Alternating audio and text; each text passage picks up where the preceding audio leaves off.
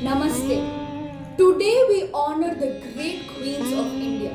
The queens of India are the perfect example that it is not just hierarchy and loyalty that makes a woman a queen, but in fact, her mental and physical strength, her bravery, and her vision to lead her kingdom and army into victory.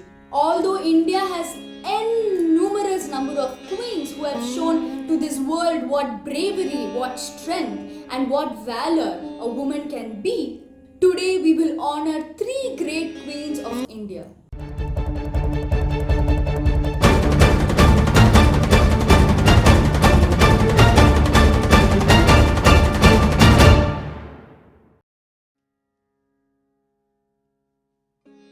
Rudrama Devi. Rudrama Devi is known as a 13th century game changer because at a time where certain women were suppressed, she rose to change the rules for her own kingdom and proved to be at par with any other man. In order to prove that she was a worthy successor to the Kakatiya kingdom of Warangal, she had to win a war, which she did. She was only 14 years old when she succeeded the throne from her father and sat on the throne. She was even married through a political marriage to Veerabhadra.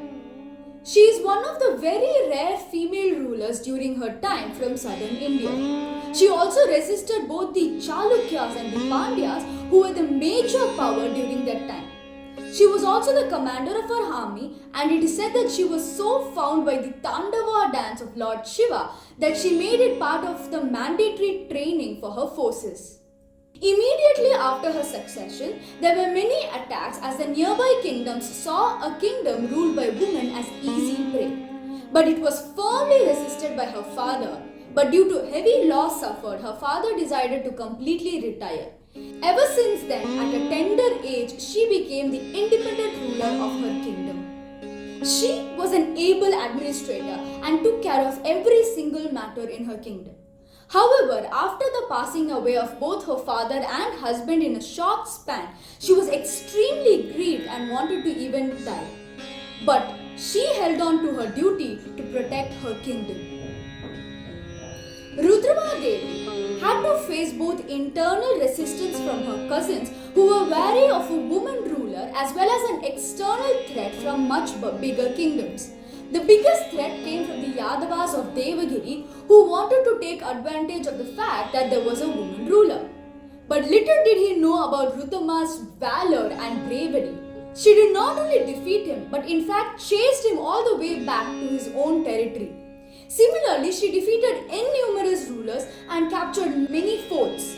It is said that she kept the enemies at border with nothing but simply fear. The enemies were so afraid of her that no one even dared to enter her territory mistakenly and shook in her presence. She also completed the building of the Warangal fort and built a second wall around it to increase the protection of her kingdom. She also never lacked in the betterment and welfare of her people, and it is said that the people of her kingdom lived happily despite continuous attacks on her kingdom. Rudrama Devi is the epitome of feminine strength. Just imagine, she lost her dear father and then her husband. None of her brothers acknowledged her and rebelled against her. The nearby kingdoms, both big and small, decided to take advantage of a female queen, clearly underestimating her. And she was the extremely independent ruler who had to take care of all administration as well as security related decisions. And yet in her every photo you can see her with a beautiful smile and fiery eyes. Hadi Rani. No one can understand better one's own duty or dharma as well as a woman would do. As a mother, wife, sister, daughter, queen or other roles played by her, she has always upheld her duty and never lacks even a speck in its completion. Such is the story of a queen who put duty of her husband above everything. Hadi Rani was the daughter of Hada Rajput and hailed from Mewar. She was at a young age taught the morals, glory and traditions of the Rajputs, and that for them the duty to protect their motherland was above everything else. She was married to Rao Ratan Singh.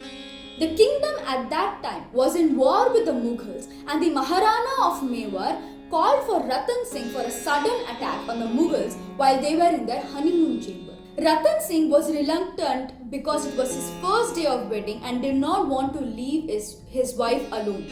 However, Hadi Rani explained to him his duty as a warrior and that he needed to protect his motherland. It was above everything else. Hearing this, Ratan Singh set out on his horse. But before leaving, he called one of his servants and asked him to bring a memento from his wife in her remembrance. When Hadi Rani heard of this, she was struck with both anger as well as sadness. She wanted to send the king a message that meant that not even his own wife must come in the way of fulfilling his duty to his motherland. So she took out her sword and after instructing the servant, cut her own head off.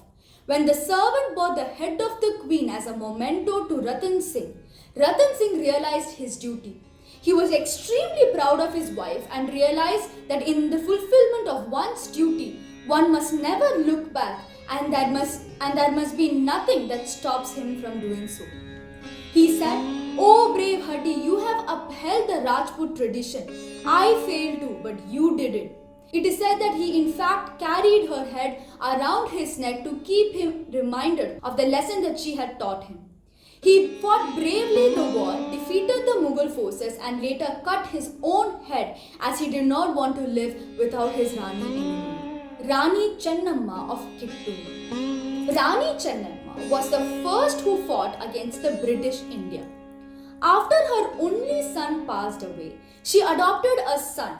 But the British imposed the doctrine of lapse on her, just like Rani Lakshmi Bai. When war broke out, she led her entire kingdom to resist the British Empire. In the first war, the British suffered heavy casualty. When an understanding was reached between her and the British that the war would end, she released the prisoners. However, the British waged a war against her. For 12 days, she, along with her soldiers, protected the fort and her kingdom. But unfortunately, due to the existence of certain traitors, the Rani got defeated and was imprisoned where she later died. The British understood that they would stand no chance on a fair fight with her and had to use such tactics. She was the earliest ruler to fight the British rule. It is said that she motivated the soldiers to fight until the very last moment. She went on to inspire the rest of India to resist the British movement. She inspired every single woman as well as men to bravely resist the British Empire. So today we pay tribute to all the women queens of India who have contributed so much through their strength, their valor, their bravery, their intellect, and made India the land of brave hearts. Namaste, Jai Hind. On the 6th day of Navratri, we worship goddess Katyayani. According to the Vamana Purana, she was created from the combined energies of the gods Brahma, Vishnu and Shiva in the hermitage of Katyayana Rishi to destroy the demon Mahishasura. Ma Katyayani rides a lion and has 4 hands. She carries a lotus flower and sword in her left hands while keeping her right hands in the Abhaya and Varada mudras. Considered the destroyer of evil, goddess Katyayani symbolizes intelligence and peace.